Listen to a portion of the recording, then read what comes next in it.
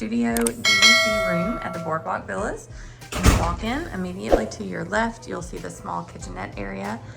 Again, this does have a kitchenette because it is one of the Disney Vacation Club rooms. Then when you turn to your right, you have your bathroom area, sink, and closet. You'll walk in, and over here you'll find some drawers for some storage with some little ottomans for some seating. And then this is a pull-down twin-size Murphy bed.